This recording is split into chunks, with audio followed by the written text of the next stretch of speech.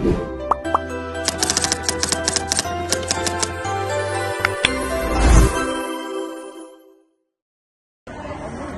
semuanya, perkenalkan nama aku Almira dan juga teman aku Audi. Pada kesempatan kali ini kita akan membahas mengenai materi mitigasi bencana banjir. Selamat menyimak.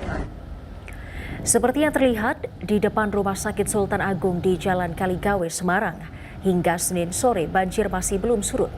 Hal ini menyebabkan arus lalu lintas tersendat.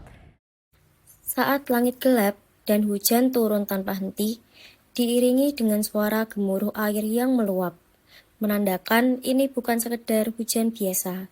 Ini adalah awal dari bencana yang kita kenal sebagai banjir. Banjir merupakan bencana alam yang umumnya diawali oleh curah hujan yang tinggi, di mana air hujan tidak mampu diserap oleh tanah sehingga air akan meluap.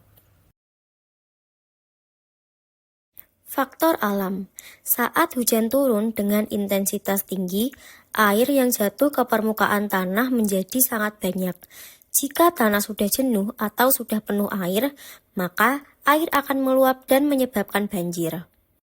Saat curah hujan sangat tinggi, volume air dapat meningkat drastis. Jika sungai tidak mampu menampung kelebihan air tersebut, air akan meluap ke daratan sekitarnya. Pada daerah dengan topografi rendah, seperti daratan rendah, cenderung lebih mudah tergenang air. Air dari daerah yang lebih tinggi akan mengalir ke tempat yang lebih rendah, sehingga daerah ini menjadi titik kumpul air hujan dan mudah mengalami banjir. Pada daerah pesisir, fenomena pasang air laut yang menyebabkan banjir biasanya disebut banjir rob. Ini terjadi ketika permukaan air laut naik ke daratan. Faktor manusia. Hutan berfungsi untuk menyerap air hujan ke dalam tanah. Saat pohon ditebang, maka tanah akan kehilangan kemampuan dalam menyerap air, sehingga air hujan langsung mengalir ke permukaan tanah menuju sungai dan volume air naik lalu menyebabkan banjir. Sampah yang sulit terurai dapat menyumbat saluran air, sehingga saat hujan deras, air tidak bisa mengalir dengan lancar dan meluap ke pemukiman. Penyakit menular. Leptospirosis disebabkan oleh bakteri Leptospira. Biasanya menyebar lewat air banjir yang tercemar urin tikus. Gejalanya demam, sakit kepala, nyeri otot, bahkan gagal ginjal jika tidak ditangani. Diare disebabkan oleh bakteri atau virus yang masuk melalui makanan atau minuman yang tidak higienis. Banjir biasanya merusak sumber air bersih, sehingga risiko ini dapat meningkat. Infeksi kulit terjadi karena paparan air banjir yang terkontaminasi oleh bakteri, jamur, dan virus. Hal ini menimbulkan gatal, borok, hingga infeksi serius. Hepatitis A merupakan peradangan organ hati yang masuk melalui makanan atau minuman yang terkontaminasi virus hepatitis A. Penyakit ini dapat menyebabkan munculnya gejala mual, muntah, kelelahan, sakit perut, hilang nafsu makan, dan demam. ISPA atau infeksi saluran pernapasan akut dapat meningkat saat banjir terjadi, terutama karena kondisi lingkungan yang lembab dan padat, serta paparan air yang terkontaminasi, sehingga mempermudah penyebaran virus dan bakteri yang menyebabkan infeksi saluran pernapasan. Penyakit dari nyamuk. DBD merupakan penyakit yang disebabkan oleh virus dengue dan disebarkan melalui gigitan nyamuk Aedes aegypti. Jenis nyamuk ini mudah berkembang biak di genangan air, terutama wadah atau tempat penampungan air. Hal inilah yang menyebabkan kasus DBD seringkali terjadi selama musim penghujan.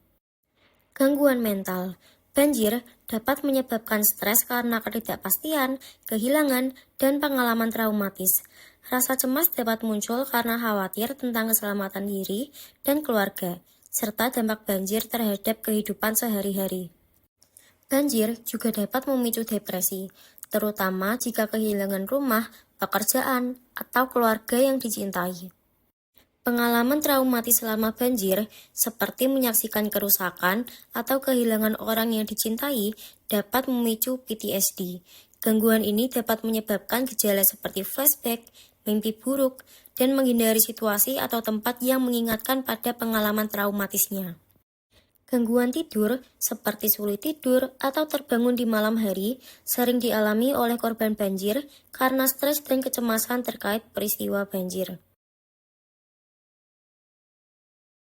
Saat prabencana banjir, kalian harus memiliki sistem peringatan dini seperti mengetahui tingkat kerentanan rumah kalian, apakah kecil ataupun besar, dan juga memahami rute evakuasi dan daerah yang lebih tinggi di sekitar.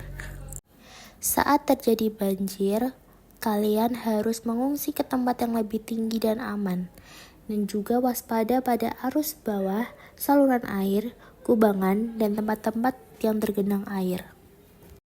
Pada saat pasca bencana banjir, kalian bisa menggunakan antiseptik dan juga alat pelindung diri untuk membersihkan kotoran pasca banjir, dan juga monitoring informasi pasca banjir kepada petugas setempat agar siap siaga jika ada banjir susulan.